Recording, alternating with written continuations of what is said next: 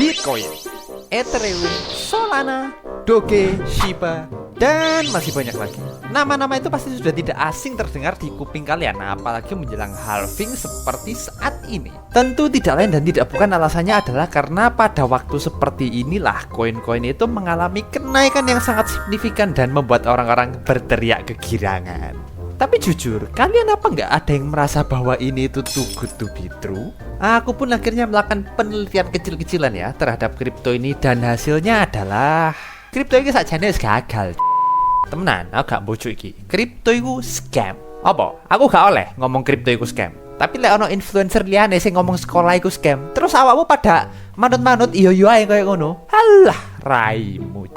Dasar kuno. Emang lu lebih pintar dari BlackRock? Kita itu diciptakan sebagai manusia itu duwe otak yo. Otak itu digawe mikir supaya kita juga bisa punya pendirian. Wes ta, gak usah kaken gaya. Orang kon kabeh yo padha tuku kripto pole FOMO to, pole melok-melokan to. Alah, raimu. Ngono ae kaken gaya. Tapi itu bukan salah kalian sih. FOMO itu wajar ya. Mau ikut-ikutan tren itu sangat wajar, itu sangat manusiawi. Yang lebih patut disalahkan adalah ya influencer-influencer kripto itu yang sok pinter, sok jagoan, dan tiba-tiba muncul ketika kripto itu lagi bull market kan ya. Terus mereka itu menghilang seperti avatar ketika nanti kripto sudah masuk ke bear market. Dan ini sudah pernah terjadi sekitar 3 atau 4 tahun yang lalu kalau nggak salah. Itu waktu zaman-zaman COVID. Mosok lali. Dan untuk mencegah hal itu terulang ya setidaknya ke sebagian orang lah ya, aku pun menemukan 3 alasan yang perlu kalian ketahui sebelum kalian itu membeli kripto ya. Terutama sekarang waktu lagi sudah di all time high-nya, sudah di pucuk-pucuknya nih. Oke, nggak usah berlama-lama, kita langsung masuk ke yang pertama. Kripto itu sudah gagal sebagai currency. Coba aku tanya, berapa dari antara kalian yang tahu kalau kripto itu tujuan utamanya adalah sebagai currency, sebagai alat tukar? Itulah kenapa namanya cryptocurrency. Jelas ono kata-kata currency loh nang ngono. Mosok sih gak ketok akhirnya. Kalau kalian tanya ke aku, kenapa kok kripto gagal sebagai currency? Terus terang aku ya gak ruj. Aku kudu pakar kripto yo. Jadi kalau kalian mau tahu, kalian cari sendiri ya. Apakah itu karena volatilitasnya yang tinggi, harganya yang tidak stabil, dan tidak ada yang menggunakan ya kripto ini sebagai currency ya, sebagai alat tukar sekarang? Gak ru. Tapi yang jelas alasan ini berlanjut kepada alasan kedua, yaitu kripto sekarang digunakan sebagai alat investasi. Jadi setelah gagal menjadi currency nih, setelah gagal menjadi alat tukar, ceritanya kripto ini tiba-tiba beralih fungsi ya, menjadi suatu instrumen investasi. Dan apa yang digunakan untuk menarik perhatian orang-orang supaya berinvestasi di kripto ini? Jawabannya biasanya nggak jauh-jauh dari desentralisasi lah, blockchain lah, jumlahnya yang terbatas lah, bahwa kripto ini adalah teknologi masa depan lah, dan lain sebagainya. Ya tentunya hal-hal yang membuat kita itu supaya tertarik dan merasa, oh kripto ini adalah hal yang sangat berharga ya. Pertanyaannya, siapa yang menarasikan itu semua? Ya jelas lah, balik lagi, para influencer-influencer sok jagoan, sok pinter tadi itulah yang menarasikan dan menyuarakan dengan lantang ya hal-hal tersebut. Apakah mereka bisa disalahkan? Oh, sayangnya tidak. Karena yang disalahkan nanti itu akan kembali lagi ke kita-kita ini yang mencet tombol buy-nya dan yang mencet tombol sell-nya. Dan disinilah masalah berlanjut kepada alasan ketiga, yaitu kripto secara perlahan merusak mindset orang-orang tentang investasi. Kembali lagi ke para influencer, mereka itu selalu membahas hal-hal yang manis-manisnya saja ya. Jelas lah orang mereka munculnya waktu buluran aja, waktu hijau-hijaunya. Narasinya adalah bahwa cryptocurrency ini adalah investasi terbaik, investasi untuk masa depan, investasi yang melebihi investasi-investasi lainnya lah. Kalah jauh lah kalau investasi lainnya sama kripto itu kalah jauh. Ya tentunya hal-hal yang menggiurkan dan menghasilkan duit ya dengan mudah. Tapi ketika kalian sudah pernah masuk dalam dunia investasi, kalian itu pasti pernah mendengar istilah ini. Everybody is a f***ing genius in a bull market. Anjir tak tambah kata-kata f***ing bekno cekno mantep sitik ngono lho ya. Kalau memang lagi bull market itu ya sama kayak ketika sahamnya Indonesia waktu recovery dari Covid, waktu hijau-hijau semua, itu beli barang apapun ya, bukan apapun sih, hampir beli barang apapun itu pasti hijau semua memang, pasti naik semua. Dan itu adalah hal yang wajar. Tapi orang-orang sudah terlanjur pada tergiur nih dengan keuntungan yang mereka dapatkan. Tapi yang namanya manusia, mereka selalu meminta dan meminta hal yang lebih. Disinilah akhirnya muncul meme coin untuk menjawab keinginan mereka. Meme coin itu gampangannya adalah koin ya, koin mungkin atau kadang token kripto yang nggak jelas itu dibuat untuk apa, dan sesuai namanya meme biasanya dibuat hanya untuk lucu-lucuan.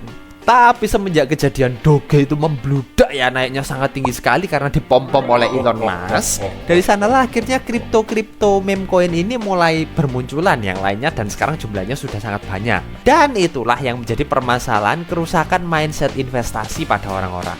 Karena meme coin ini bisa naik ratusan bahkan ribuan, puluh ribuan persen hanya dalam waktu singkat. Tapi resikonya adalah dia juga bisa turun ratusan persen, ribuan persen, puluh ribuan persen dalam waktu yang singkat juga. Dan kita tidak pernah tahu mana meme coin yang akan naik, mana meme coin yang akan tiba-tiba turun, kecuali kita Tuhan atau dukun. Dan apakah setelah mengetahui hal ini orang-orang lalu mundur dari meme coin? Oh, tentu saja tidak, karena mereka kebanyakan melihat meme coin ini adalah sebagai cara untuk mereka bisa mencapai kekayaan dalam waktu yang sangat-sangat singkat. Dan ini tidak ada bedanya dengan mereka bermain judi slot. Saya kita takoki, misalnya gak judi loh, terus apa jenenge? Iso naik ratusan ribuan persen tapi iso mudun pisan sampai duitmu entek, bablas entek. Yo, gak ono bedane kon dolinan slot itu gak ono bedane. Kon kabeh sing ngomong meme coin iki investasi, utekmu iku nang endi ya? Utekmu iku nang endi?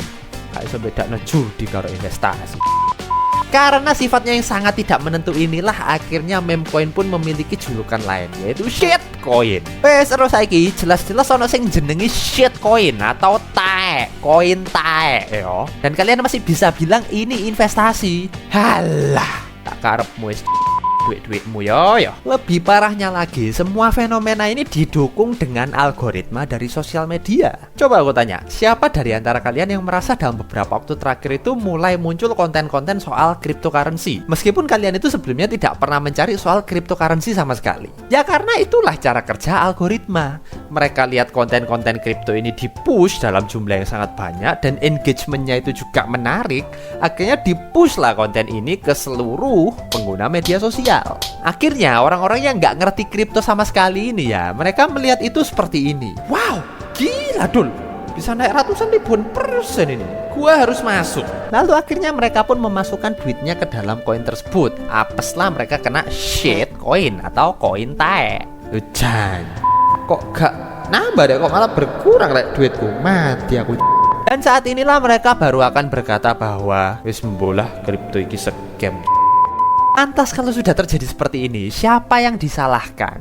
Apakah kriptonya yang salah? Oh tidak, kriptonya adalah benda mati. Apakah influencernya yang salah? Tergantung, ada influencer yang baik, ada influencer yang janji. Kalau misalnya waktu kena yang janji, ya wes apesmu. Karena membedakan influencer yang baik dan yang janji ini adalah hal yang mustahil. Apakah salah sosial medianya karena mempromosikan kripto? Ya nggak juga. Mereka lihat konten-konten yang seperti itu, engagementnya itu tinggi, ya jelas mereka push lah konten-konten yang seperti itu.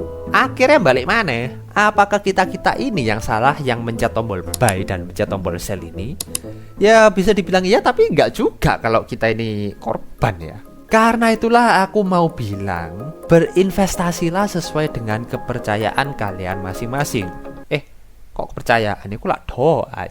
Ulang-ulang, berinvestasilah sesuai dengan pemahaman kalian masing-masing, sesuai dengan risk profile kalian masing-masing.